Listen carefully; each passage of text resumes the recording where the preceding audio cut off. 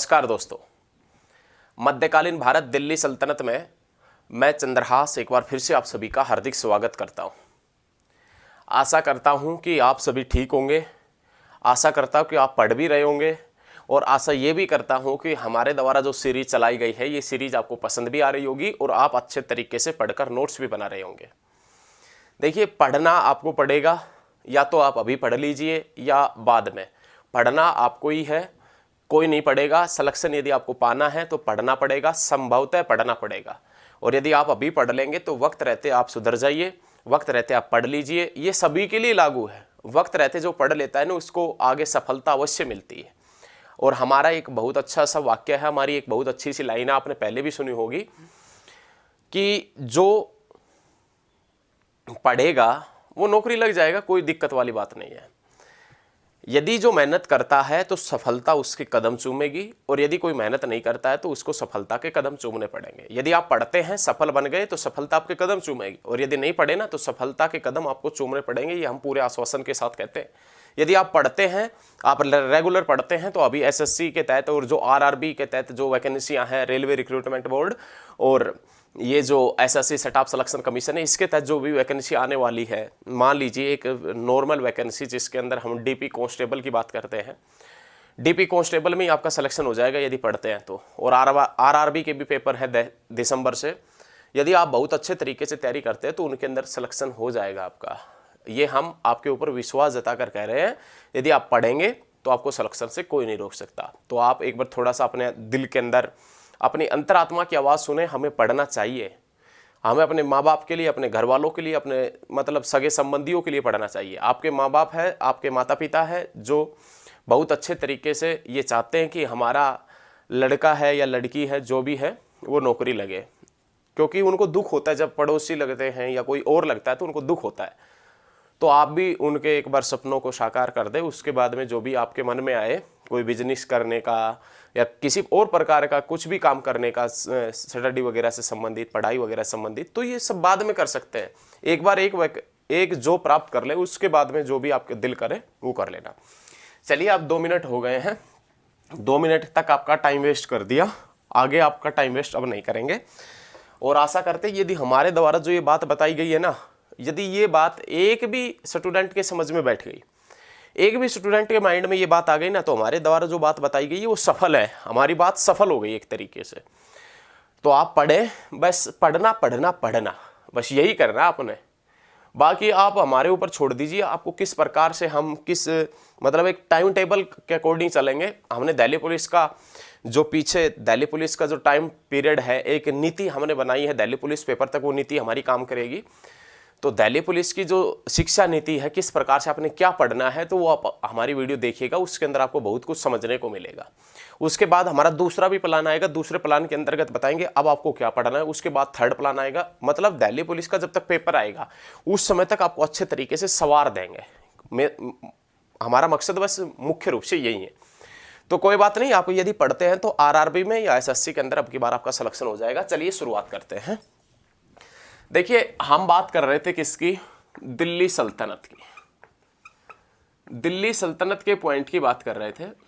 और दिल्ली सल्तनत के अंतर्गत हम मुख्य जो राजवंश है, दिल्ली सल्तनत के ऊपर कितने राजवंशों ने शासन किया था, तो हमने आपसे बताया था 5 राजवंशों ने शासन किया था, जिसमें हमने 2 राजवंश पढ़ लिए हैं, जिसमें नाम आता है गुलाम वंश और खिलजी वंश। इन सभी के शासकों के बारे में भी अच्छे तरीके से हमने अध्ययन किया था। और आज जो हम शुरुआत करेंगे वो कौन से वंश की शुरुआत करेंगे? तुगलक वंश की। कौन से वंश की शुरुआत करेंगे? तुगलक वंश। सबसे पहला क्वेश्चन कि तुगलक वंश का जो टाइम पीरियड रहा है वो कब से कब तक रहा है, तो आपने याद रखना है 1320 से लेकर 1414। ये तुगलक वंश का टाइम पीरियड है। 1320 से 1414 तक तुगलक वंश का टाइम पीरियड रहा है। बहुत अच्छे तरीके से याद रखना है। उसके बाद में यहाँ से क्या क्वेश्चन निकलेगा वो क्वेश्चन देखें। देखिए, सभी क्वेश्चन हम क्लियर करते चलेंगे, कोई किसी प्रकार का आपको डाउट नहीं होगा।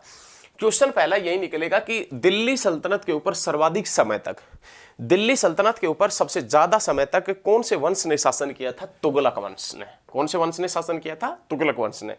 सेकंड क्वेश्चन यहां से ये निकलेगा, दिल्ली सल्तनत के ऊपर सबसे ज्यादा समय तक कौन से राजवंश के शासकों ने शासक किया था, कौन से वंश के शासकों ने शासक किया था, तो आप शासन किया था, तो आप क्या बताएंगे, तुगलक वंश। और तुगलक वंश का जो टाइम पीरियड है वो 1320 से लेकर कब तक रहा है, तो आपने याद रखना है 1414 तक इसका टाइम पीरियड रहा है। उसके बाद में नेक्स्ट पॉइंट देखें, तुगलक वंश जो दिल्ली सल्तनत के अंदर जो तुर्की शासक थे, जो तुर्की शासक थे, तुर्क शासक हुआ करते थे, कौन, तुर्क शासक, उन तुर्क शासकों के अंतर्गत या उन तुर्क वंश के अंतर्गत या तुर्की वंशों के अंतर्गत जो अंतिम तुर्क वंश था वो कौन सा हुआ करता था, तो याद रखिएगा तुगलक वंश हुआ करता था। दिल्ली सल्तनत के अंतर्गत अंतिम तुर्क वंश कौन सा हुआ करता था, तो आपने याद रखना है तुगलक वंश। तुगलक वंश के संस्थापक के पॉइंट की बात करें तो तुगलक वंश का जो संस्थापक था वो गयासुद्दीन तुगलक था। कौन हुआ करता था, गयासुद्दीन तुगलक। और अंतिम शासक के पॉइंट की बात करें तो नासिरुद्दीन महमूद। कौन हुआ करता था, नासिरुद्दीन महमूद। ये दिल्ली सल्तनत का, सॉरी, तुगलक वंश का अंतिम शासक हुआ करता था। दिल्ली सल्तनत का तो अंतिम शासक इब्राहिम लोदी है, वो पानीपत के पहली लड़ाई में मारा गया था, वो दिल्ली सल्तनत का अंतिम शासक था। लेकिन तुगलक वंश का अंतिम शासक नासिरुद्दीन महमूद और तुगलक वंश का जो फर्स्ट शासक था वो कौन सा, गयासुद्दीन तुगलक। अब आपको पता ही है, हम बात करेंगे किसके बारे में, तो तुगलक वंश का जो प्रथम शासक है उसके बारे में जानेंगे। इसने क्या क्या कार्य किए थे, किस लिए प्रसिद्ध था, क्यों इसको जाना जाता है, क्यों हिस्ट्री में इसका नाम आता है, इन सभी का जिक्र करेंगे। चलिए, तुगलक वंश का जो प्रथम शासक हुआ करता था उसका नाम क्या था, गयासुद्दीन तुगलक। ये हेडिंग आप अपनी पुस्तक के अंदर डाल लीजिए, बहुत अच्छे तरीके से पढ़ेंगे। तुगलक वंश का टाइम पीरियड रहा है 1320 से लेकर 1414। तो कहने का मतलब यह हुआ कि जो गयासुद्दीन तुगलक शासक बना था उसका टाइम पीरियड कब से शुरू हो गया था, 1320 से। भाई ऐसा ही है ना, जो तुगलक वंश का प्रथम शासक बना था गयासुद्दीन, उसका टाइम पीरियड कब से शुरू हो गया, 1320 से। अब इसका जो टाइम पीरियड 1320 से शुरू हुआ है तो कब तक रहा था, 1320 से लेकर और 1325 तक। 1320 से 1325 तक इसने कार्य किया था। 1325 ये नहीं दिख रहा होगा, इसको नीचे लिख देते हैं। 1320 से लेकर कब तक रहा था, 1325 तक ये क्या रहा था, शासक रहा था, सुल्तान रहा था दिल्ली का। गयासुद्दीन तुगलक है, ये तुगलक वंश का संस्थापक था, याद रखिएगा। तुगलक इसकी उपाधि हुआ करते थे। तुगलक क्या हुआ करते थी, इसकी उपाधि हुआ करती थी। गयासुद्दीन तुगलक भारतीय तुर्क था, यह याद रखना आपने। गयासुद्दीन तुगलक ये भारतीय तुर्क हुआ करता था। ये कैसे भारतीय तुर्क का, इसका मतलब आप क्या समझ रहे हैं, इसका जन्म भारत में हुआ था। इसका जन्म कहां पर हुआ था, भारत के अंदर हुआ था। ये आपने याद रखना किसका, गयासुद्दीन का। और इसी कारण भारतीय तुर्क था। कौन, गयासुद्दीन तुगलक, जो संस्थापक हुआ करता था तुगलक वंश का। और तुगलक इसकी क्या हुआ करती थी, उपाधि हुआ करती थी। नेक्स्ट पॉइंट, इसने काफी बार इसने मंगोलों को पराजित करने के पश्चात, कोई बात नहीं वो भी बताएंगे, इसने मंगोलों को पराजित करने के पश्चात मलिक उल गाजी की उपाधि धारण की थी। इसने मंगोलों को पराजित करने के पश्चात मलिक उल गाजी की उपाधि धारण की थी। अब मंगोल जो आक्रमणकारी थे, जो भयंकर आक्रमणकारी हुआ करते थे, ऐसा नहीं है कि इसने 1 या 2 या 3 बार मंगोलों के आक्रमण को पराजित किया था, मंगोलों के आक्रमण को विफल किया था, ऐसा नहीं है। मंगोलों को पराजित करने के पश्चात में गयासुद्दीन तुगलक ने मलिक उल गाजी की उपाधि धारण की। ऐसा नहीं है कि इसने 1, 2, 3, 4, 5 बार ये बस इतनी बार आक्रमण पराजित कर दिए, मंगोल पराजित कर दिए, विफल कर दिए और मलिक उल गाजी की नहीं उपाधि धारण कर ली, ऐसा नहीं था। इसने 29 बार इसने मंगोलों के आक्रमण को विफल किया था। और मंगोलों के आक्रमण को विफल करने के पश्चात ही कौन सी उपाधि धारण की थी इसने, मलिक उल गाजी। मलिक उल गाजी की उपाधि धारण करने के पश्चात तुरंत पश्चात हिस्ट्री के अंदर एक क्वेश्चन और जुड़ गया। और वो क्वेश्चन कौन सा जुड़ा, कौन सा पर्सन जुड़ता है कि दिल्ली सल्तनत का प्रथम शासक, दिल्ली सल्तनत का प्रथम शासक जिसने गाजी की उपाधि धारण की थी। तो दिल्ली सल्तनत का प्रथम शासक हुआ करता था गयासुद्दीन तुगलक, जिसने गाजी की उपाधि धारण की थी। और गाजी का अर्थ क्या होता है, तो आपने याद रखना है, गाजी का अर्थ होता है काफिरों का वध करने वाला। इसका अर्थ क्या होता है, काफिरों का वध करने वाला। काफिरों का वध करने वाला, जो काफिर है ना, काफिर, उनका वध करने वाला, काफिरों का वध करने वाला। दिल्ली सल्तनत का प्रथम शासक जिसने गाजी की उपाधि धारण की, गयासुद्दीन तुगलक। कौन हुआ करता था? गयासुद्दीन तुगलक। और गाजी का अर्थ होता है काफिरों का वध करने वाला। उसके बाद में गयासुद्दीन तुगलक का जो नेक्स्ट क्वेश्चन बनता है, वो क्वेश्चन क्या बनता है? इसने अलाउद्दीन खिलजी, इसने अलाउद्दीन खिलजी के द्वारा चलाई गई घोड़ा दागने, अलाउद्दीन खिलजी के द्वारा चलाई गई घोड़ा दागने और सैनिकों का हुलिया, सैनिकों का हुलिया लिखने की प्रथा को, इसने अलाउद्दीन खिलजी के द्वारा चलाई गई घोड़ा दागने तथा सैनिकों का हुलिया लिखने की प्रथा को फिर से प्रभावशाली ढंग से लागू किया। यह आपने याद रखना है। इसने अलाउद्दीन खिलजी के द्वारा चलाई गई घोड़ा दागने और सैनिकों का हुलिया लिखने की प्रथा को फिर से प्रभावशाली ढंग से लागू किया। घोड़ा दागने की प्रथा क्या होती है? तो आप याद रखिएगा, घोड़ों के ऊपर क्या लगाए जाते थे? चिन्ह लगाए जाते थे, चिन्ह वगैरह लगाए जाते। जैसे आपने देखा होगा, जो एक गांव के अंदर पहले बैल होता था, बैल जो सभी के घर के सामने जाकर भोजन वगैरह लेता था सुबह सुबह। कोई भी जिसके मन के अकॉर्डिंग, कोई उसको गेहूं वगैरह का जो दलिया है वो खिला देता था, कोई उसको रोटी वगैरह दे देता था। इस प्रकार से कहानी बनती थी। ऐसा ही गांव के अंदर एक होता है कटड़ा, बड़ा कटड़ा, जिसे स्थानीय भाषा में आप अलग अलग क्षेत्र के अंदर अलग अलग नाम से जानते होंगे। आपने उन दोनों के ऊपर एक मोहर देखी होगी। मोहर या मोहर वो किस प्रकार से होते? किसी भी लोहे की छड़ को अच्छे तरीके से गर्म करके उसके ऊपर अच्छे तरीके से मारा जाता है। इस प्रकार से वो एक मोहर टाइप होती है। वो जिस गांव का है, उस गांव ने किस प्रकार की उसके ऊपर निशानी छोड़ रखी है, इस प्रकार से आपने देखा होगा। एक बैल के ऊपर भी इस प्रकार की कहानी आपने देखी होगी। और एक जो कटड़ा होता है, बड़ा कटड़ा, जिसे स्थानीय भाषा में आप कुछ भी जानते हैं, उसके ऊपर भी इस प्रकार की कहानी आपने देखी होगी। तो उसी प्रकार से अलाउद्दीन खिलजी ने घोड़ा दागने, घोड़ों के ऊपर चिन्ह लगाने की प्रथा शुरू की थी। अलाउद्दीन खिलजी ने सैनिकों का हुलिया भी लिखा था। मतलब सैनिक का, भाई उस समय एचडी कैमरे तो थे नहीं, एचडी कैमरे या कैमरा लिया, सेल्फी ली, ये सैनिकों का हुलिया, इस प्रकार से तो होता नहीं था। सैनिकों का हुलिया लिखा जाता था। नाक कैसी है, कान कैसा है, नाक सीधा है या टेढ़ा है, दांत सही है और दाढ़ी मूछ कैसी है, आंखें कैसी है, बाल कैसे, इस प्रकार से सैनिकों का हुलिया लिखा जाता था। ये सब हम मान सकते हैं कि अलाउद्दीन खिलजी ने भ्रष्टाचार मिटाने के लिए किया था। क्यों? क्योंकि कोई भी यदि सैनिक अधिकारी या कोई भी है, उसके राज्य के अंदर भ्रष्टाचार में लिप्त पाया जाता है या किसी भी प्रकार का वो विद्रोह करता है, तो उसका तुरंत बाजार में पोस्टर लगा दिया करते थे कि इसको पकड़ कर लेकर आओ। और यदि सैनिकों का हुलिया ही नहीं है तो कैसे लगाएंगे पोस्टर, किसे ढूंढेंगे, किसको पता लगेगा कि वो कहाँ गया? तो आप याद रखिएगा, अलाउद्दीन खिलजी ने दो प्रथा चलाई थी। ये लिख हिस्ट्री के अंदर जो क्वेश्चन पूछे जाते हैं उनके अंदर पूछा भी जाता है, सैनिकों का हुलिया और घोड़ा दागने की प्रथा की शुरुआत किसने की थी? तो आपने याद रखना है, अलाउद्दीन खिलजी। लेकिन अलाउद्दीन खिलजी ने जो घोड़ा दागने और सैनिकों का हुलिया लिखने की प्रथा शुरुआत की थी, उस प्रथा को प्रभावशाली ढंग से फिर से लागू किया था किसने? गयासुद्दीन तुगलक ने। तो याद रखना है। उसके बाद में जो नेक्स्ट पॉइंट बनता है गयासुद्दीन तुगलक का, वो नेक्स्ट पॉइंट क्या है, अगला पॉइंट क्या है वो देखें। नेक्स्ट पॉइंट के बात करें नेक्स्ट पॉइंट की, तो उसमें नाम आता है गयासुद्दीन तुगलक के समय में डाक व्यवस्था। गयासुद्दीन तुगलक के समय में डाक व्यवस्था बहुत अच्छी हो गई थी। मतलब डाक व्यवस्था है ये प्रभावशाली ढंग से कार्य करने लगी थी, बहुत सुव्यवस्थित तरीके से कार्य करने लगी थी। ये हमें कैसे पता चला कि डाक व्यवस्था है ये सुव्यवस्थित तरीके से कार्य करने लगी, डाक व्यवस्था अच्छी हो गई थी, ये हमें कैसे पता चला है?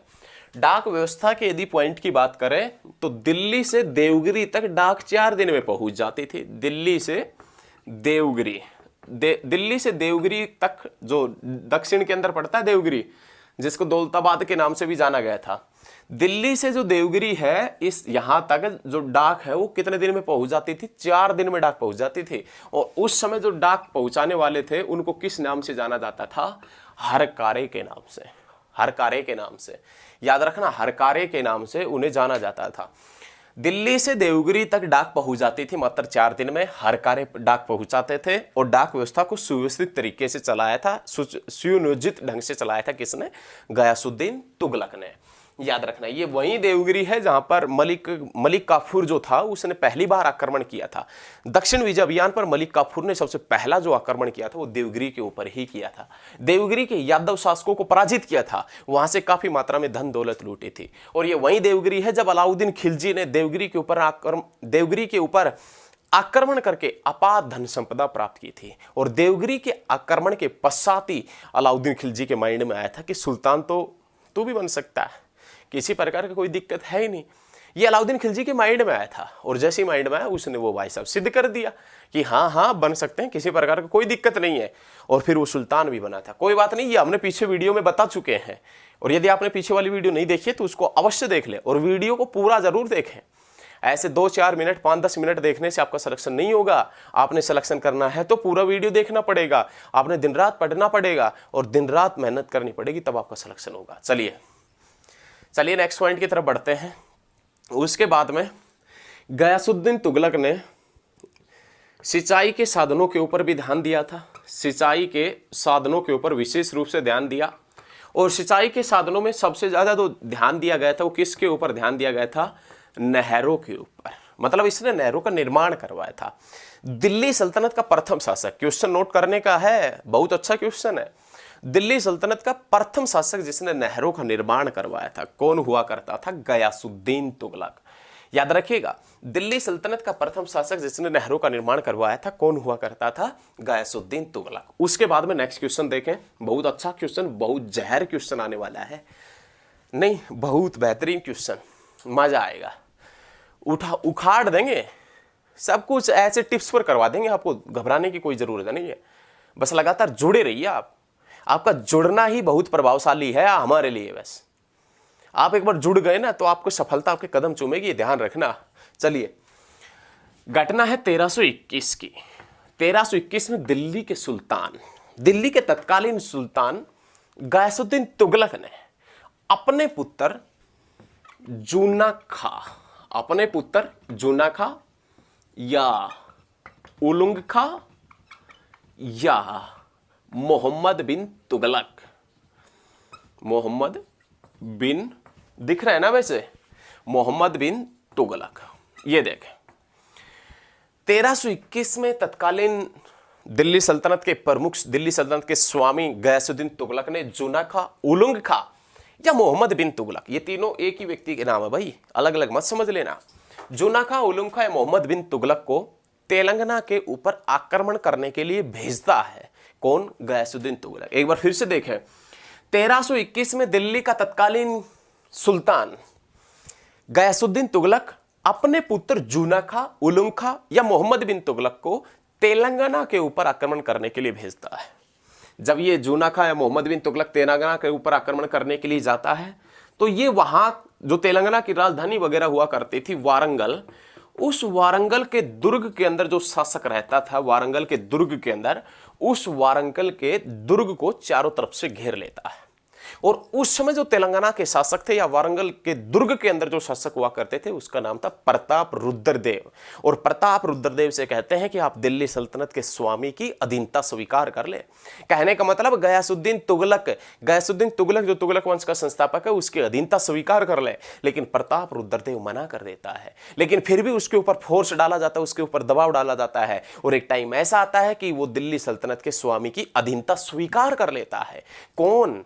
प्रताप रुद्रदेव। कहां का शासक था? तेलंगाना, वारंगल, उनका शासक हुआ करता था और वो दिल्ली सल्तनत के स्वामी की अधीनता स्वीकार कर लेता है। और अधीनता जैसे स्वीकार की तो वारंगल को किस में मिला दिया गया? दिल्ली सल्तनत में मिला दिया गया था। और दिल्ली सल्तनत में मिलाने के बाद में वारंगल का नाम बदलकर क्या कर दिया गया? सुल्तानपुर। क्या कर दिया गया था? सुल्तानपुर। और दक्षिण भारत के अंदर दिल्ली सल्तनत की राजधानी किसे बना दिया गया था? सुल्तानपुर या वारंगल को।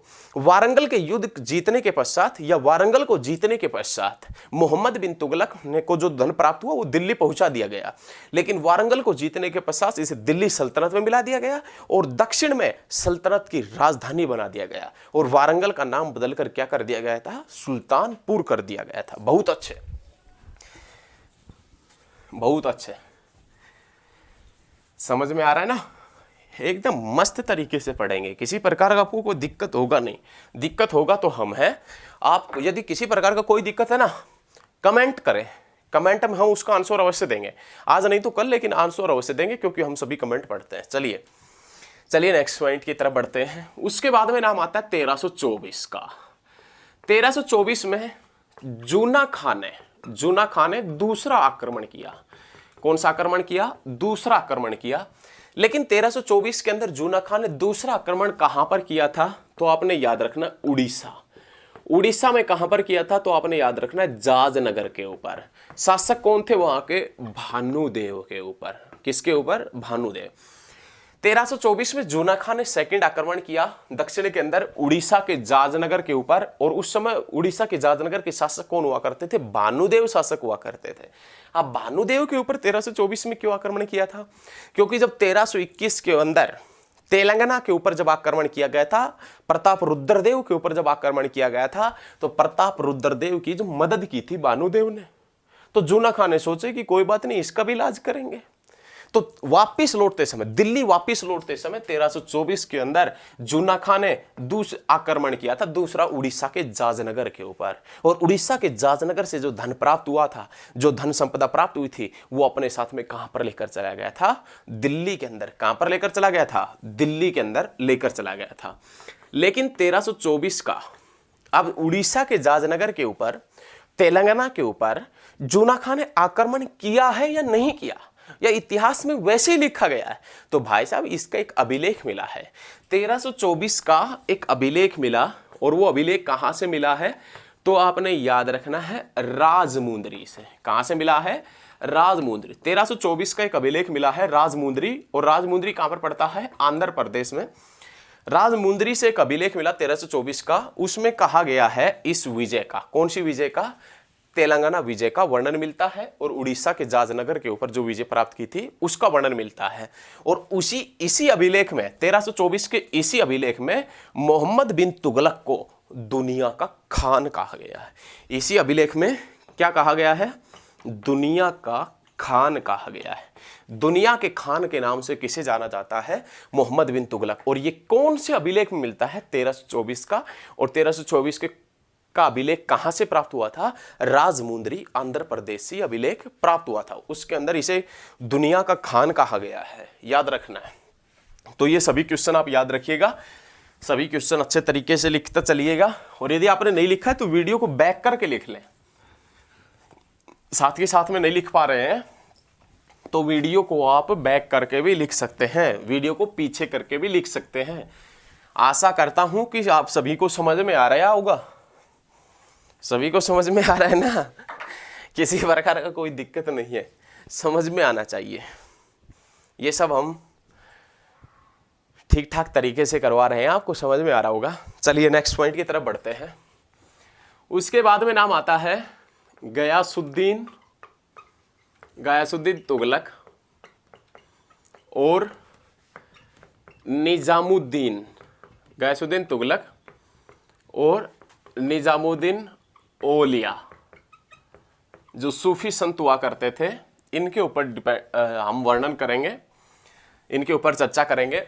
गयासुद्दीन तुगलक और निजामुद्दीन औलिया के बीच में कैसे ठन गई थी, कैसे बात बिगड़ गई थी, इसके ऊपर हम चर्चा करेंगे अभी यहीं पर। आप देखें किस प्रकार से ठन गई थी। भाई हुआ क्या, खिलजी वंश का अंतिम शासक हुआ करता था खुसरो खां। खिलजी वंश का अंतिम शासक कौन हुआ करता था? खुसरो खां। और उस खुसरो खां ने प्रसिद्ध सूफी संत निजामुद्दीन औलिया से लगभग 5 लाख रुपए दिए थे।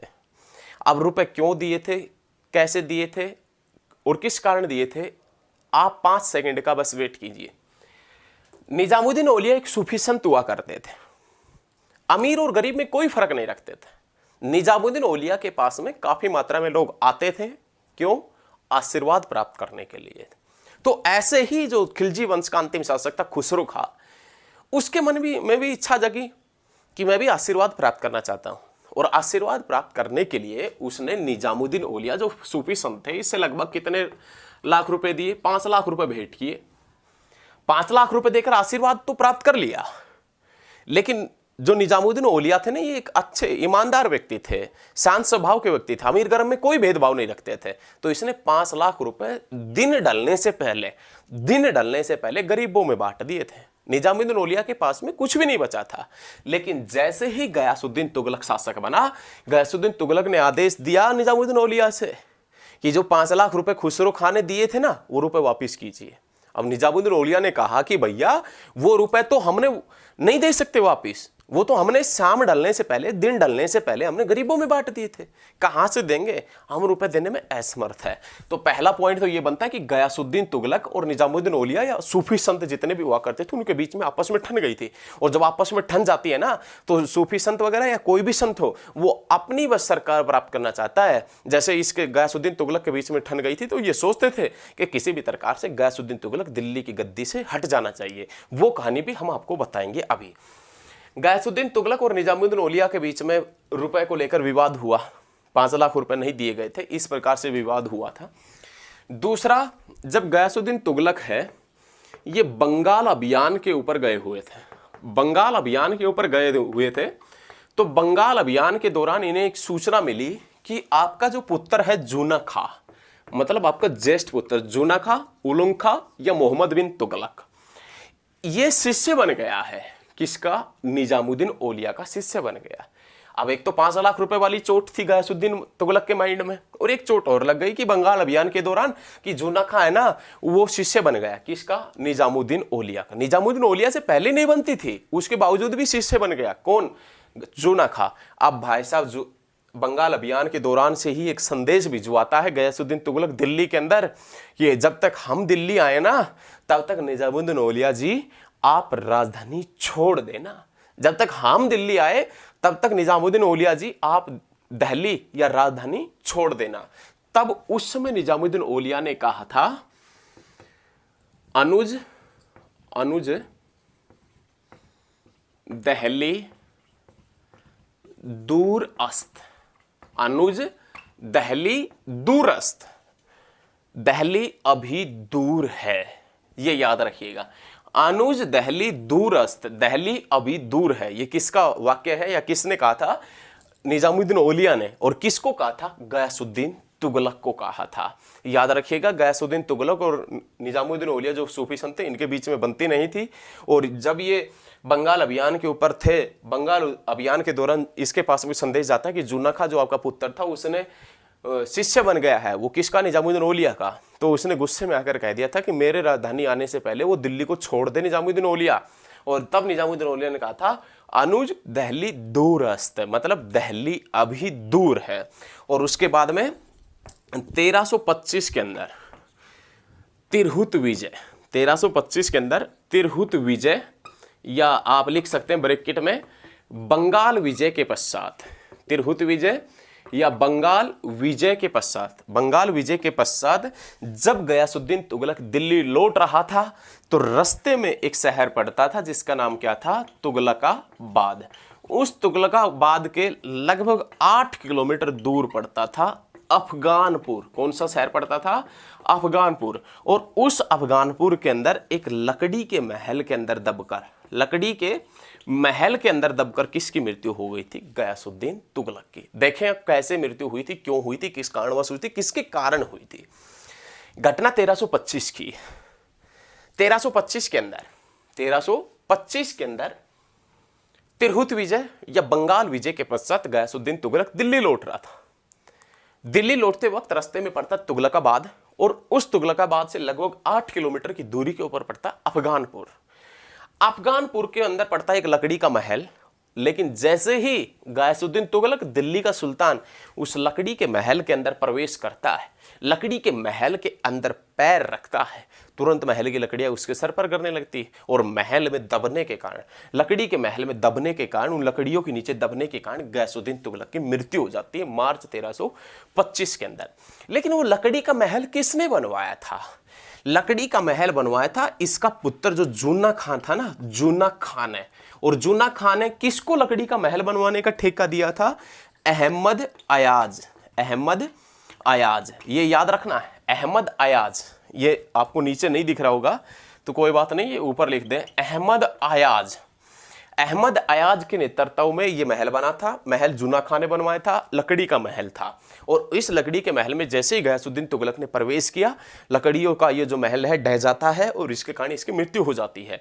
लेकिन इसकी मृत्यु के पश्चात प्रसिद्ध इतिहासकार इब्न बतूता, इसकी मृत्यु के पश्चात प्रसिद्ध इतिहासकार इब्न बतूता ये कहता है कि यह जो मृत्यु हुई है गयासुद्दीन तुगलक की, यह मृत्यु जूना खां, उलंग खां या मोहम्मद बिन तुगलक के द्वारा रचे गए षड्यंत्र के तहत मृत्यु हुई है। और मोहम्मद बिन तुगलक ने जो षड्यंत्र रचा था लकड़ी के महल में दबने का, वो षड्यंत्र सफल हुआ है और उसी के कारण गयासुद्दीन तुगलक की मृत्यु हुई है। और गयासुद्दीन तुगलक की मृत्यु के पश्चात जो दिल्ली का सुल्तान बनता है वो कौन बनता है? मोहम्मद बिन तुगलक। लेकिन गयासुद्दीन तुगलक का जो मकबरा है वो कहां पर है? तुगलकाबाद के अंदर। गयासुद्दीन तुगलक का जो मकबरा पड़ता है वो कहां पर पड़ता है? तुगलकाबाद के अंदर इनका मकबरा पड़ता है। तुगलक वंश के आज सेकंड शासक के पॉइंट की बात करते हैं, उससे पहले हम हेडिंग डाल लेते हैं तुगलक वंश। और तुगलक वंश जिसका जो सेकंड शासक है उसमें नाम आता है किसका? तो मोहम्मद बिन तुगलक।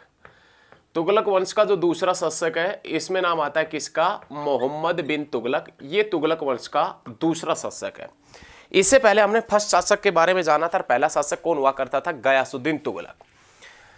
गयासुद्दीन तुगलक जिसका टाइम पीरियड रहा था 1320 से लेकर 1325 तक, उसका टाइम पीरियड था, याद रखिएगा। लेकिन मोहम्मद बिन तुगलक के टाइम पीरियड के पॉइंट की बात करें कि मोहम्मद बिन तुगलक है, ये दिल्ली की गद्दी के ऊपर कब से कब तक रहा था। एग्जामिनर आपसे एक परसेंटेज पूछ सकता है, 1% पूछ सकता है आपसे कि ये जो मोहम्मद बिन तुगलक है ये दिल्ली की गद्दी के ऊपर, इसका टाइम पीरियड क्या है, कब से कब तक रहा था, इसका समय क्या है कि जो दिल्ली की गद्दी के ऊपर जिस समय ये बैठा था कब तक रहा था। तो ये मोहम्मद बिन तुगलक है, ये 1325 से लेकर, कब से लेकर? 1325 से लेकर और 1351 तक दिल्ली की गद्दी के ऊपर रहा था। 1325 से 1351 तक जो मोहम्मद बिन तुगलक है ये कहां पर रहा था? दिल्ली की गद्दी के ऊपर रहा था, मतलब दिल्ली सल्तनत का स्वामी रहा था। आपने बहुत अच्छे तरीके से ये याद रखना है। उसके बाद में जो फर्स्ट पॉइंट बनता है मोहम्मद बिन तुगलक का, वो फर्स्ट पॉइंट क्या बनता है? गयासुद्दीन तुगलक की मृत्यु के पश्चात, गयासुद्दीन तुगलक की मृत्यु के पश्चात दिल्ली सल्तनत का जो स्वामी बनता है, दिल्ली का सुल्तान बनता है, कौन बनता है? मोहम्मद बिन तुगलक। लेकिन मोहम्मद बिन तुगलक का जो नाम था वो नाम क्या हुआ करता था? तो आप याद रखिएगा, जूना खां।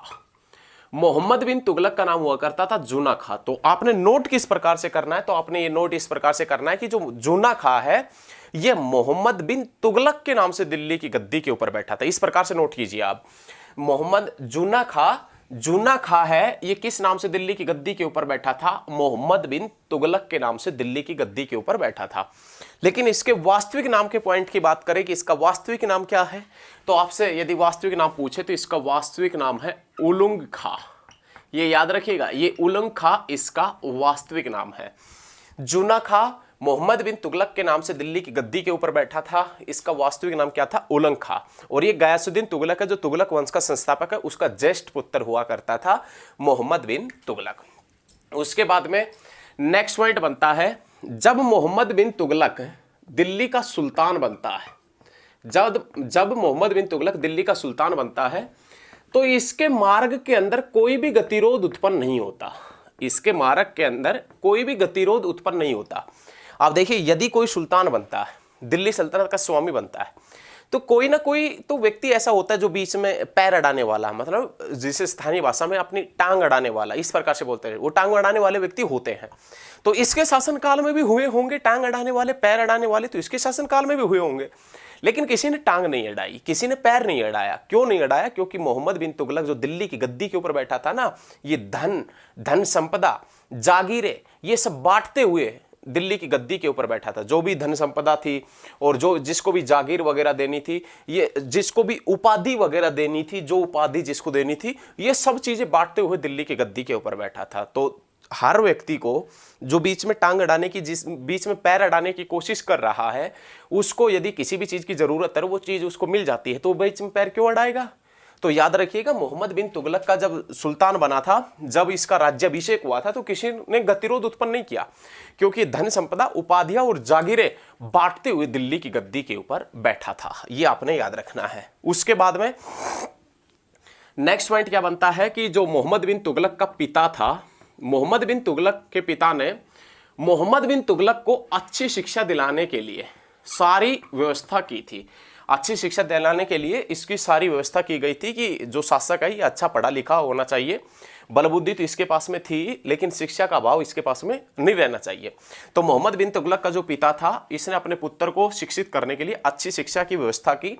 और मध्ययुगीन जो शासक हुए हैं दिल्ली सल्तनत के अंतर्गत, मध्ययुगीन जो शासक हुए हैं दिल्ली सल्तनत के अंतर्गत, उसके अंदर काफी मात्रा में शिक्षित, काफी अच्छा पढ़ा लिखा जो शासक हुआ करता था वो कौन हुआ करता था? मोहम्मद बिन तुगलक हुआ करता था। सभी पॉइंट क्लियर है? अच्छे तरीके से शायद आपको समझ में आ रहे होंगे सभी पॉइंट। बहुत अच्छे तरीके से आप इन पॉइंटों को समझने की कोशिश करें, अच्छे तरीके से पढ़ेंगे। उसके बाद में नेक्स्ट पॉइंट देखें।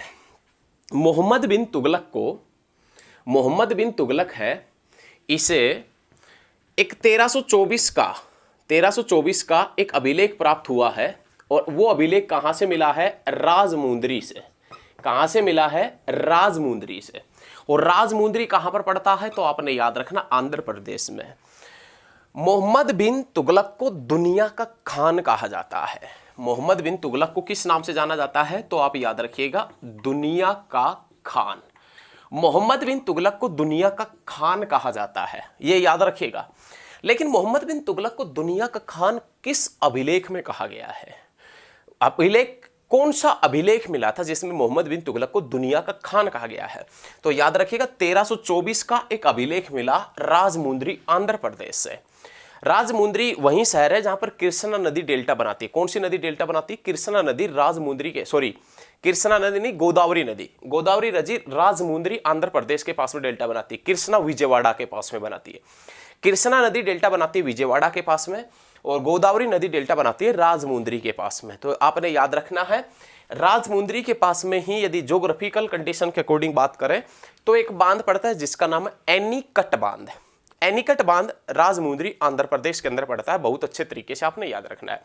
दूसरा पॉइंट आपने याद रखना है, राजमुंदरी के पास में कौन सी नदी डेल्टा बनाती है? तो गोदावरी नदी डेल्टा बनाती है। क्लियर है?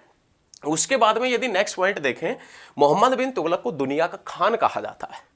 दुनिया का खान जो कहा जाता है मोहम्मद बिन तुगलक को, इसका वर्णन 1324 का एक अभिलेख मिला। और वो अभिलेख कहां से मिला है? राजमुंदरी आंध्र प्रदेश से। और उस अभिलेख में दुनिया का खान कहा गया है इसको। उसके बाद में नेक्स्ट पॉइंट देखें। नेक्स्ट पॉइंट जो बनता है उसमें पॉइंट बनता है, मोहम्मद बिन तुगलक अपनी सनक भरी योजना, मोहम्मद बिन तुगलक अपनी सनक भरी योजना और कुरु करत्यो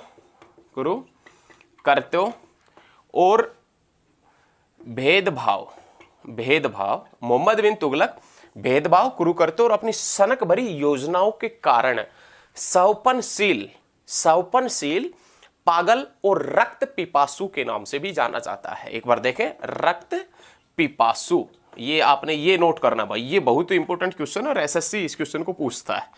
रक्त पिपासु के नाम से कौन से मध्ययुगीन शासक को जाना जाता है? तो आप क्या बताएंगे? मोहम्मद बिन तुगलक। फिर से एक बार समझने की कोशिश करते हैं। समझ में नहीं आ रहा कोई दिक्कत नहीं है, हमारा काम ही यही है।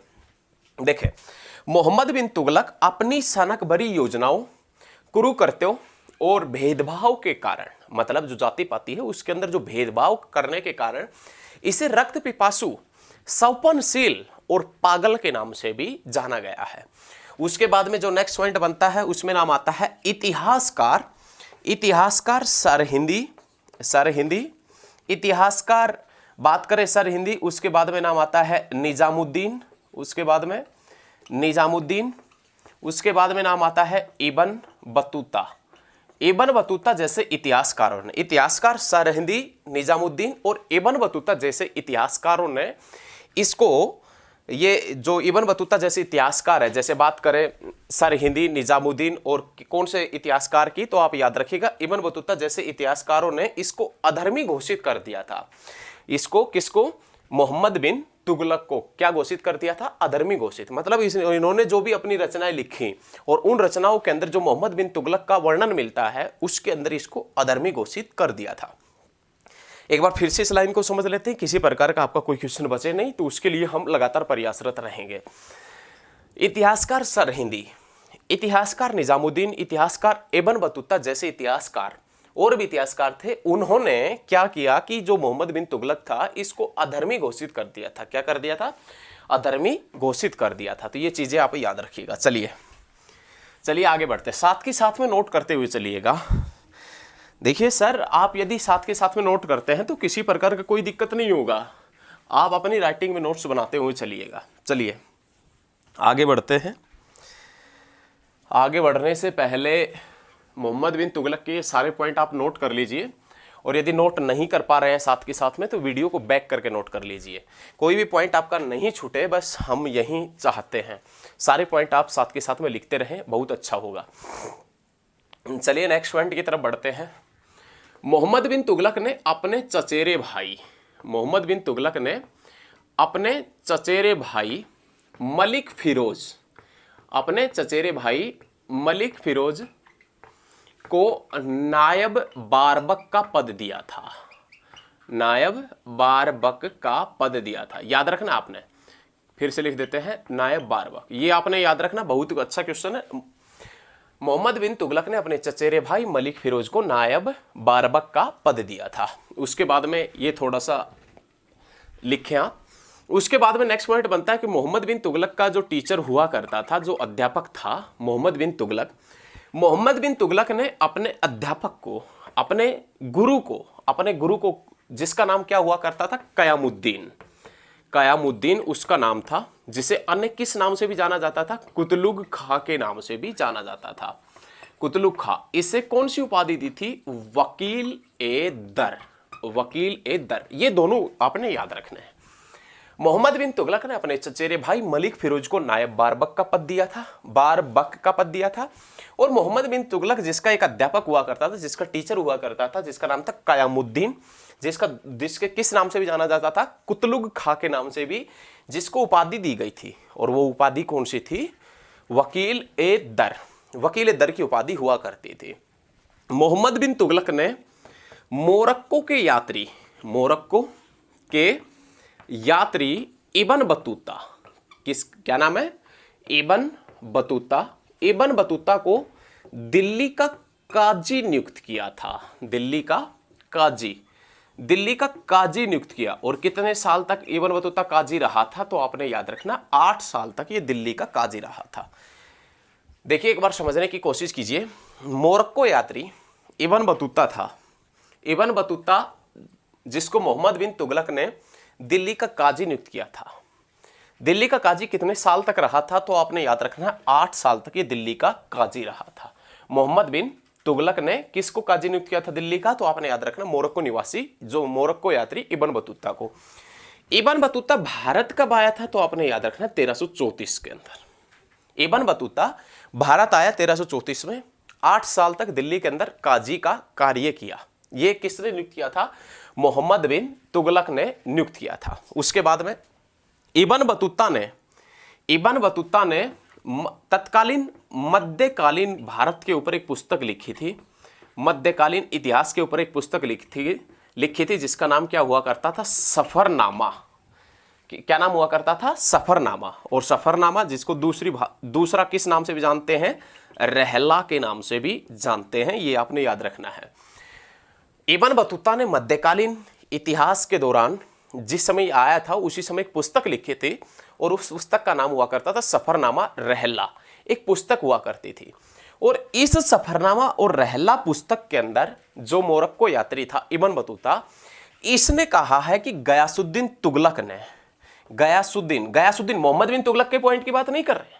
गयासुद्दीन तुगलक ने तुगलकाबाद के अंदर एक स्वर्ण जड़ित ईंटों का महल बनवाया था। ऐसी ईंट जिसके अंदर सोना लगा हुआ है, उनका एक महल बनवाया था तुगलकाबाद के अंदर। किसने? गयासुद्दीन तुगलक ने। यह कहता है कौन? मोरक्को यात्री इब्न बतूता बताता है कि गयासुद्दीन तुगलक ने तुगलकाबाद के अंदर स्वर्ण जड़ित ईंटों का एक महल बनवाया था। उस महल के बीच में एक कुंड था, और वो कुंड जो लगातार हमेशा सोने के लिए भरा होता था, और वो कुंड बस एक व्यक्ति के लिए खुला रहता था जिसका नाम था मोहम्मद बिन तुगलक। मोहम्मद बिन तुगलक को जितना भी धन चाहिए था, जितना भी उसको धन खर्च करना था, तो उस कुंड से वो उठाता था सोने वगैरह का धन, अच्छे अपार मात्रा में धन उठाता था, और उसको किसी भी हर जगह खर्च करता था। तो मतलब हम ये कह सकते हैं कि वो अच्छे तरीके से, मोहम्मद बिन तुगलक का अच्छे तरीके से काचे काट सकता है, इस प्रकार से हम कह सकते हैं। तो याद रखिएगा, मोहम्मद बिन तुगलक अपना जीवन यापन अच्छे तरीके से करता था गयासुद्दीन तुगलक के समय में। एक बार फिर से बता देते हैं, इब्न बतूता जिसने मध्यकालीन इतिहास के ऊपर एक पुस्तक लिखी थी सफरनामा रहला के नाम से, उसके अंदर वो बताता है कि गयासुद्दीन तुगलक ने तुगलकाबाद के अंदर एक स्वर्ण जड़ित ईंटों का महल बनवाया। उस महल के बीच में कुंड था और वो कुंड हमेशा सोने के आभूषणों से भरा रहता था, और सोने के आभूषणों में एकमात्र एक व्यक्ति को छूट थी, वो कितना भी उनमें से खर्च कर सकता है, जिसका नाम क्या हुआ करता था, मोहम्मद बिन तुगलक जिसका नाम हुआ करता था। तो ये सभी चीजें आपने बहुत अच्छे तरीके से याद रखनी है। चलिए नेक्स्ट क्वेश्चन की तरफ बढ़ते हैं। नेक्स्ट क्वेश्चन देखें। नेक्स्ट क्वेश्चन की तरफ बढ़े हैं तो नेक्स्ट क्वेश्चन क्या है वो देखें एक बार। मोहम्मद बिन तुगलक ने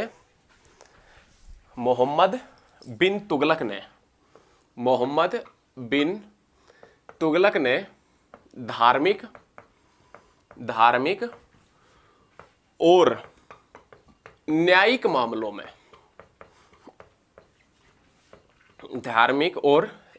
मामलों में उलेमा का वर्चस्व समाप्त कर दिया था। मोहम्मद बिन तुगलक ने धार्मिक और न्यायिक मामलों में उलेमा का वर्चस्व समाप्त कर दिया था, कि मतलब उलेमा जो बीच में पैर वगैरह अड़ाता था और जो बीच में इन न्यायिक और धार्मिक मामलों के अंदर जो न्याय वगैरह का कार्य करना होता था, उसका बीच में से वर्चस्व ही समाप्त कर दिया था और एक धर्मनिरपेक्ष राज्य की स्थापना की थी। किसकी स्थापना की थी? तो याद रखिएगा, धर्मनिरपेक्ष राज्य की स्थापना की थी। नेक्स्ट क्वेश्चन, मोहम्मद बिन तुगलक के समय के अंदर एक महामारी फैल गई थी और उस महामारी का नाम क्या हुआ करता था? प्लेग, जिसे ब्लैक डेथ के नाम से भी जानते हैं। मोहम्मद बिन तुगलक के समय में एक महामारी फैल गई जिसका नाम हुआ करता था प्लेग। इस प्लेग की बीमारी से दिल्ली के अंदर इतने लोग मरे थे कि दिल्ली की जो हवा थी, दिल्ली के अंदर जो हवा चलती थी, वो हवा भी दूषित हो गई थी। तो ये आपने याद रखना है। मोहम्मद बिन तुगलक के समय में एक बीमारी फैल गई प्लेग की, ब्लैक डेथ जिसे कहते हैं, और इस ब्लैक डेथ से, इस प्लेग से दिल्ली के अंदर इतने लोग मरे कि दिल्ली की हवा भी दूषित हो गई थी। और इस बीमारी से बचने के लिए 1337 से और 1340 के बीच में मोहम्मद बिन तुगलक दिल्ली को छोड़ गया था। मोहम्मद बिन तुगलक दिल्ली से बाहर चला गया था। मोहम्मद बिन तुगलक ये दिल्ली से बाहर चला गया था और दिल्ली के बाहर कहां पर रहने लगा था? तो आप याद रखिएगा, स्वर्णद्वारी कन्नौज के अंदर ये रहा था। याद रखिएगा, ये हर्षवर्धन की दूसरी राजधानी हुआ करती थी कन्नौज। ये आप याद रखिएगा, वो भी बताएंगे हम। देखिए, दिल्ली के अंदर जब महामारी फैली थी तो 1337 से लेकर 1340 तक मोहम्मद बिन तुगलक दिल्ली छोड़ गया था और दिल्ली छोड़कर कहां पर रहने लगा था? स्वर्णद्वारी कन्नौज के अंदर ये रहने लगा था। उसके बाद में नेक्स्ट क्वेश्चन देखें। मोहम्मद बिन तुगलक ने कृषि के विकास के लिए मोहम्मद बिन तुगलक ने कृषि के विकास के लिए दीवान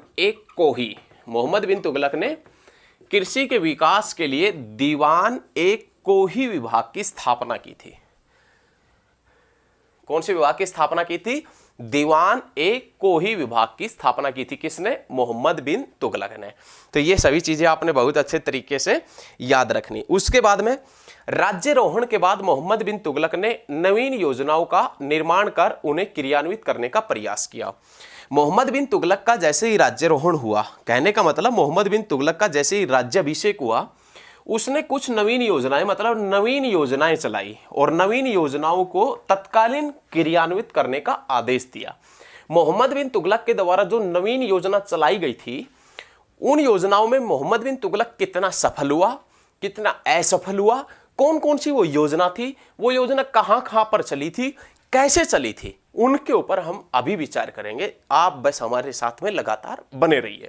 देखिए, मोहम्मद बिन तुगलक का जैसे ही राज्याभिषेक होता है, तो उसने क्या किया कि मोहम्मद बिन तुगलक ने कुछ नवीन योजनाएं चला दी। नवीन योजनाएं चला दी और उनको तत्कालीन क्रियान्वित करने का आदेश दिया कि मतलब तत्कालीन इन योजनाओं को लागू कर दिया जाए। योजना कौन कौन सी है, कैसे कैसे लागू की गई थी, सफल हुई थी या असफल हुई थी, इन सभी का जिक्र इस वीडियो के अंदर अभी करेंगे। आप लगातार हमारे साथ में बने रहिए और यदि आपको वीडियो पसंद आ रही है तो साथ के साथ में शेयर दबा के करें, शेयर करते रहे। जो भी स्टडी वगैरह ग्रुप है ना आपका, उसके अंदर शेयर वगैरह करते रहे। अत्यधिक मात्रा में गर्मी हो रही है,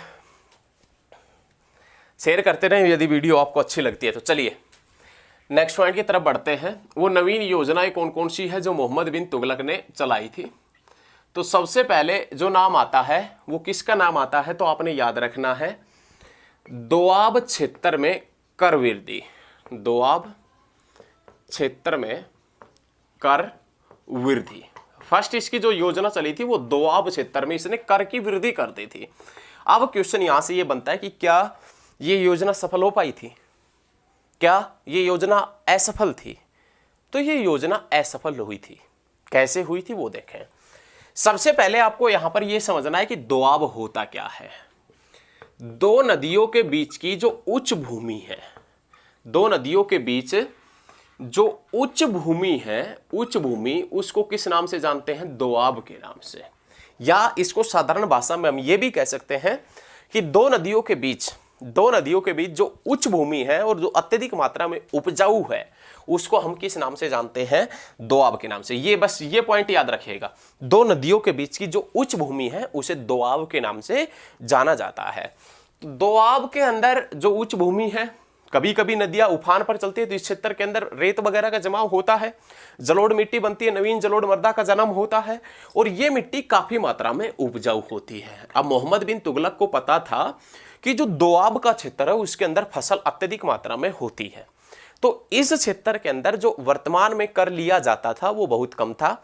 थोड़ा सा कर और बढ़ाने की सोची थी मोहम्मद बिन तुगलक ने और वो दोआब क्षेत्र के अंदर कर बढ़ा देता है, टैक्स और बढ़ा देता है, इसके ऊपर कर की वृद्धि कर देता है। जैसे मान लीजिए पहले कुछ भी कर हुआ करता था, बाद में मोहम्मद बिन तुगलक ने इस क्षेत्र के अंतर्गत और कर बढ़ा दिया। लेकिन जैसे ही मोहम्मद बिन तुगलक ने दोआब क्षेत्र के अंतर्गत कर बढ़ाया था उसी समय के बाद में अकाल पड़ गया। क्या पड़ गया था, अकाल पड़ गया। उसी समय के बाद में क्या पड़ गया, अकाल पड़ गया। अब अकाल पड़ गया, पहले अत्यधिक मात्रा में फसल होती थी, अत्यधिक फसल को देखते हुए उसने सोचा था कि भाई साहब इस क्षेत्र के अंतर्गत ये कर बढ़ा दे तो हमें फायदा होगा।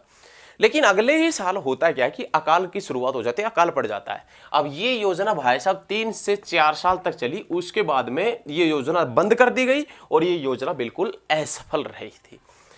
उसके बाद में दूसरी योजना क्या थी, राजधानी परिवर्तन। मोहम्मद बिन तुगलक ने राजधानी परिवर्तन किया था। मोहम्मद बिन तुगलक ने अपनी राजधानी दिल्ली से कहां पर स्थापित की थी, तो आपने याद रखना देवगिरी। मोहम्मद बिन तुगलक ने दिल्ली से देवगिरी स्थापित की और देवगिरी का नाम बदलकर क्या रखा था, दौलताबाद। ये याद रखना है। मोहम्मद बिन तुगलक ने अपनी राजधानी दिल्ली से देवगिरी स्थापित की और देवगिरी का नाम क्या रखा, दौलताबाद। अब आपके माइंड में, आपके जहन में, हमारे मन में, हमारे दिल और दिमाग में, आपके दिल और दिमाग में ये क्वेश्चन आना चाहिए कि राजधानी दिल्ली से देवगिरी क्यों स्थापित की थी। राजधानी दिल्ली से देवगिरी स्थानांतरित करने का बस एक उद्देश्य हुआ करता था कि उत्तर भारत जो दिल्ली सल्तनत के अधीन है और दक्षिण भारत जो दिल्ली सल्तनत के अधीन है, इन दोनों क्षेत्रों के ऊपर, उत्तर भारत और दक्षिण भारत जो दिल्ली सल्तनत के अधीन है, उन दोनों क्षेत्रों के ऊपर देवगिरी से नियंत्रण किया जा सकता है। देवगिरी जो दक्षिण के अंदर पड़ती है, दक्षिण के अंदर, उससे देवगिरी से उत्तर भारत में भी और दक्षिण भारत में हम नियंत्रण कर लेंगे, ऐसा सोचा था मोहम्मद बिन तुगलक ने। लेकिन यह योजना भी क्या रही थी, असफल रही थी। क्यों? क्योंकि जनता, देवगिरी जब राजधानी बन गई थी तो जनता इसके महत्व को समझ ही नहीं पाई थी और जनता इसके महत्व को नहीं समझ पाई और ना ही राजा ये दोनों क्षेत्रों के ऊपर अधिकार रखने में संभव हो पाया था और अधिकार रखने में असंभव हुआ था राजा। मतलब कहने का, उत्तर भारत और दक्षिण भारत में को लेकर जो राजधानी बनाई गई थी देवगिरी की, दोनों क्षेत्रों के ऊपर हम अधिकार बरकरार रख लेंगे, दोनों क्षेत्रों के ऊपर यहां से नियंत्रण कर लेंगे, तो राजा उसमें असफल रहा था, दोनों क्षेत्रों के ऊपर नियंत्रण कर ही नहीं सका देवगिरी से, तो ये योजना भी इसकी असफल रही थी। तो ये याद रखना आपने। उसके बाद में नेक्स्ट जो पॉइंट आता है उसमें नाम आता है सांकेतिक मुद्रा का प्रचलन। सांकेतिक मुद्रा का प्रचलन। सांकेतिक मुद्रा का प्रचलन। मोहम्मद बिन तुगलक ने क्या किया कि मोहम्मद बिन तुगलक के समय में जब सुल्तान बना था तो उस समय बाजार में सिक्के चलते थे चांदी के सिक्के चलते थे, और चांदी के सिक्के तो इसने कर दिए बंद, और चांदी के सिक्कों की जगह कौन से सिक्के चला दिए?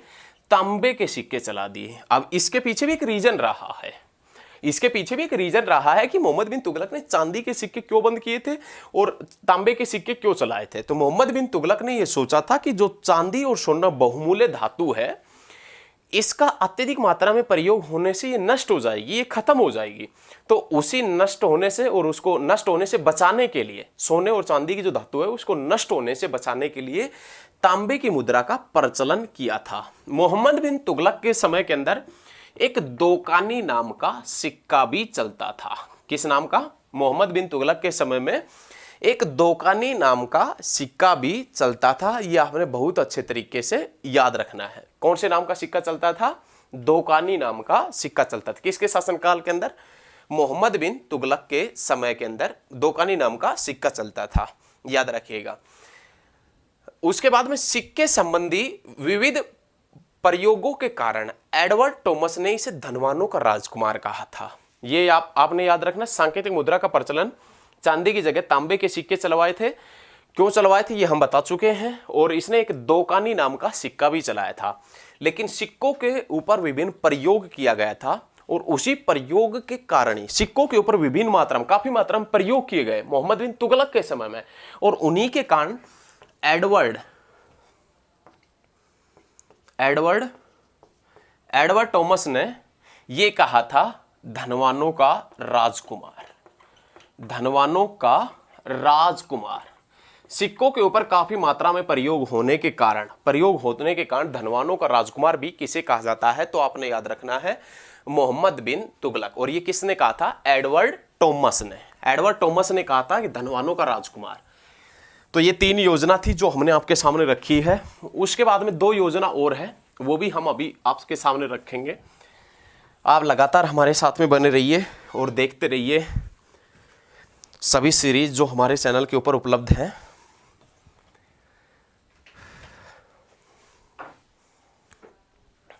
लगातार आप पढ़ते रहें, बस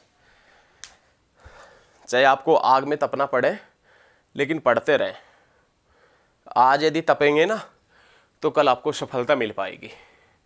आज यदि आप बहुत बेहतरीन प्रयास कर रहे हैं तो आपका प्रयास सफल होगा, बेकार नहीं जाएगा। आप लगातार हमारे साथ में पढ़ते रहिए, देखते रहिए हमारी सीरीज। आज देख लेंगे फायदा होगा, नोट्स बना लेंगे फायदा होगा। भविष्य में यदि नोट्स नहीं बनाने आपको नोट्स पढ़ेंगे, कोई बात नहीं, आप लगातार देखें। देखने से काम नहीं बनेगा, साथ के साथ में नोट्स बनाते हुए चलिएगा, साथ के साथ में आप पढ़ते हुए चलिएगा। एक दिन आपको सफलता अवश्य मिलेगी। यदि आप मेहनत करते हैं तो सफलता आपके कदम चूमेगी, और मेहनत नहीं करते हैं ना तो सफलता के कदम आपको चूमने पड़ेंगे।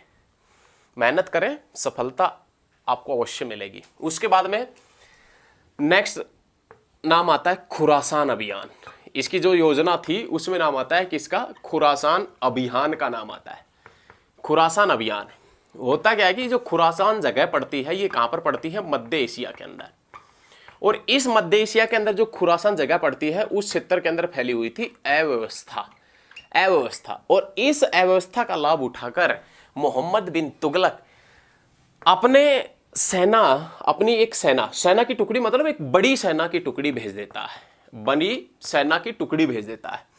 अब होता क्या है कि जो बड़ी सेना की टुकड़ी भेजी थी, सबसे पहले एक बार पॉइंट, छोटा सा रीजन बता देते हैं, आपको समझ में नहीं आया होगा ये पॉइंट। खुरासान अभियान जो मोहम्मद बिन तुगलक ने चलाया था वो असफल रहा था। खुरासान मध्य एशिया के अंदर एक जगह पड़ती है, और उस क्षेत्र के अंदर मोहम्मद बिन तुगलक के समय में अव्यवस्था फैली हुई थी। उसी अव्यवस्था का लाभ उठाकर मोहम्मद बिन तुगलक उस क्षेत्र के ऊपर अधिकार प्राप्त करना चाहता था। और अधिकार प्राप्त करने के लिए मोहम्मद बिन तुगलक ने अपनी एक बड़ी सेना की टुकड़ी भेजी थी, लेकिन रास्ते में पड़ते थे पहाड़, या रास्ते में था जो क्षेत्र था रास्ता हुआ करता था वो पहाड़ी क्षेत्रों से गुजरता था, और पहाड़ी क्षेत्रों का इतना दुर्गम रास्ता था, इतना दुर्गम रास्ता था कि मोहम्मद बिन तुगलक ने जो सेना भेजी थी ना, वो सभी सैनिक गुम हो गए थे। और वापिस मात्र ऐसा बताया गया है इब्न बतूता के अकॉर्डिंग मात्र 10 सैनिक वापिस आए थे। जो इतिहासकार इब्न बतूता, उसके अकॉर्डिंग मात्र 10 सैनिक अधिकारी ही वापस लौटे। बहुत बड़ी सेना की टुकड़ी भेजी थी खुरासान के अंदर, लेकिन वो पहाड़ी क्षेत्रों से होकर जाना था। पहाड़ी इतना दुर्गम रास्ता था कि सभी सैनिक गायब हो गए, बिछड़ गए आपस में, और मात्र 10 सैनिक आए थे वापस, 10 सैनिक अधिकारी आए थे। तो इससे मोहम्मद बिन तुगलक को क्या नुकसान हुआ?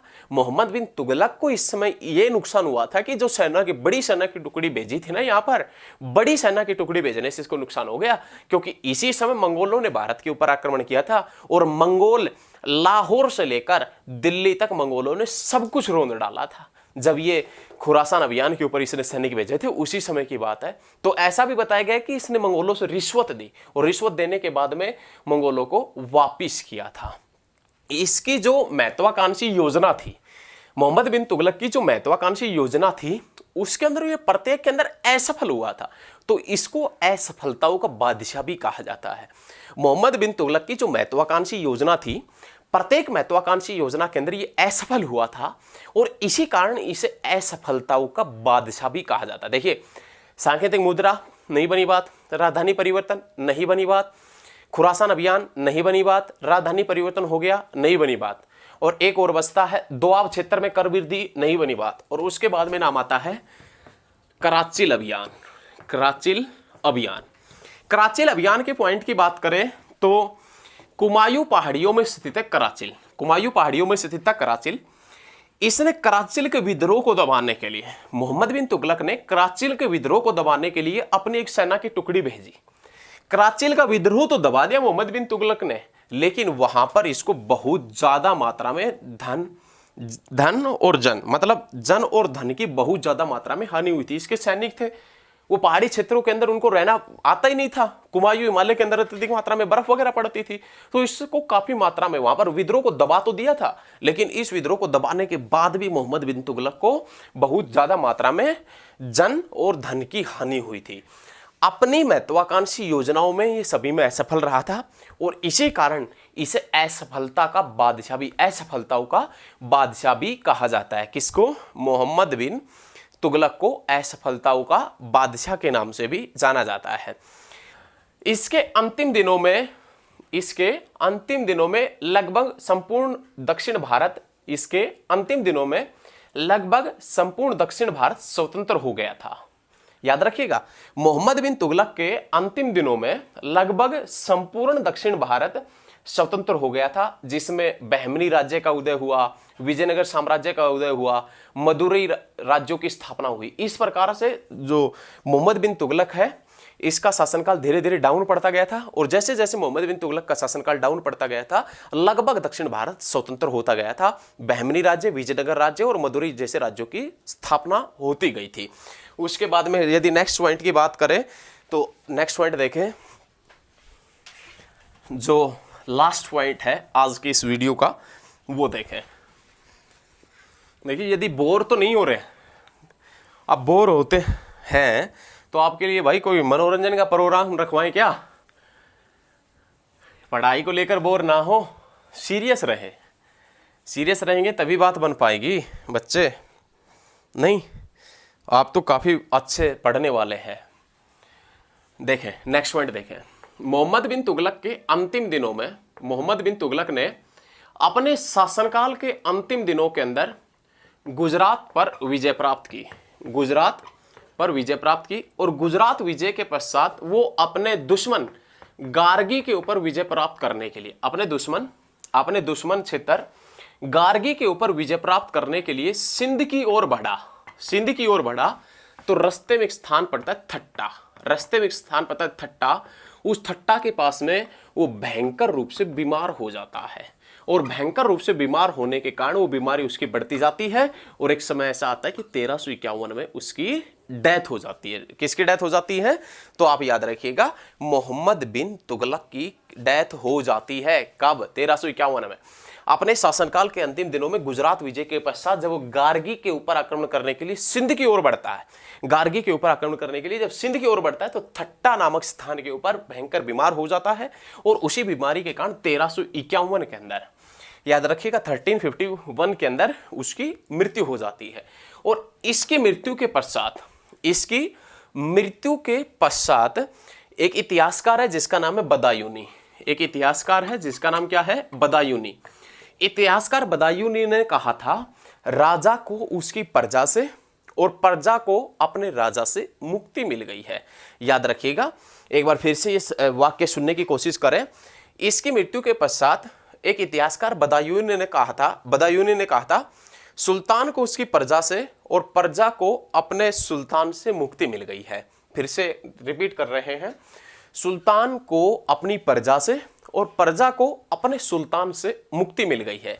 ये किसका कथन है? तो ये बदायूनी का कथन है। और किसके ऊपर कहा गया है? मोहम्मद बिन तुगलक के ऊपर कहा गया कथन है। किसके ऊपर? मोहम्मद बिन तुगलक के ऊपर कहा गया है कि सुल्तान को उसकी प्रजा से और उसकी प्रजा को सुल्तान से मुक्ति मिल गई है। तो ये सभी चीजें आप याद रखिएगा। ये मोहम्मद बिन तुगलक से संबंधित सभी पॉइंट थे और पूर्ण आशा करते हैं कि आपको सभी पॉइंट समझ में आए होंगे। और यदि फिर भी आपको किसी प्रकार का दिक्कत है तो हमारे साथ में मिलिए कमेंट के अंदर आप अपनी कुछ भी प्रॉब्लम रखिएगा, हम उसका सोल्यूशन आपको अवश्य देंगे। और यदि आपको वीडियो पसंद आती है तो वीडियो को ज्यादा से ज्यादा शेयर करें। धन्यवाद, मिलते हैं बहुत जल्द नेक्स्ट क्लास में।